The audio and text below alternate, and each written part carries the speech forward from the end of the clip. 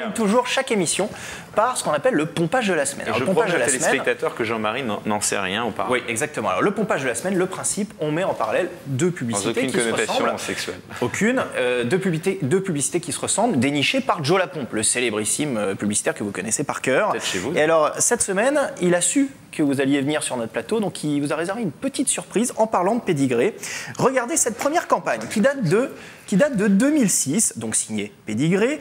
Elle a été faite aux Pays-Bas, signée de l'agent donc TBWA Neboko. Et bien regardez cette campagne qui date de 2008, cette fois-ci, toujours pour Pédigré, signée TBWA Paris. Alors, deux agences du même groupe ont eu la même idée, mais visiblement pas au même moment. Alors Jean-Marie, je vous demande d'être franc. Est-ce une simple coïncidence? Est-ce un autoplagiat? Ou est-ce une adaptation d'un pays? C'est un autoplagiat, c'est fait exprès. Attendez, c'est extraordinaire. Un réseau, c'est fait pour ça. C'est les best practices, comme les meilleures pratiques, comme on dit. À chaque fois que vous avez une bonne annonce faite quelque part pour un annonceur qui marche bien, c'est la moindre des choses qu'on la reprenne ailleurs. Donc au contraire, moi je nous félicite d'avoir fait ça, c'est l'inverse. Non, je ne le savais absolument pas, bien évidemment, mais c'est pas grave. Attendez, c'est très important que vous compreniez ça. Vous avez un grand client mondial, Pédigré, Apple ou autre chose. Vous avez une grande idée, vous l'exécutez d'une façon ou d'une autre, d'un pays à l'autre, et dès que quelque chose est fait avec force quelque part, vous le reprenez autre part, bien sûr.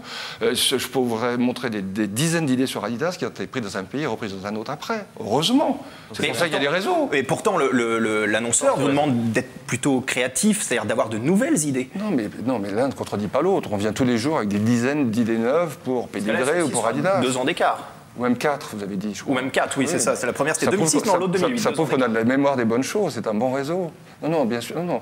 J'avais très peur, je crois que vous alliez me montrer une campagne qu'on avait copiée involontairement sur une autre agence. Voilà, se copier soi-même, c'est la meilleure des choses. J'aurais pas dû dire que c'était TBW à la première. Non, j'aurais pas dû dire. J'aurais été très ennuyé. Là. Oui, mais sachant que c'est le client Pédigré, en même temps, vous l'auriez compris. Voilà, non, mais c'est pas du tout. Donc ça se pratique de façon. C'est pas ça se pratique, c'est une nécessité. Nos clients nous engagent pour ça.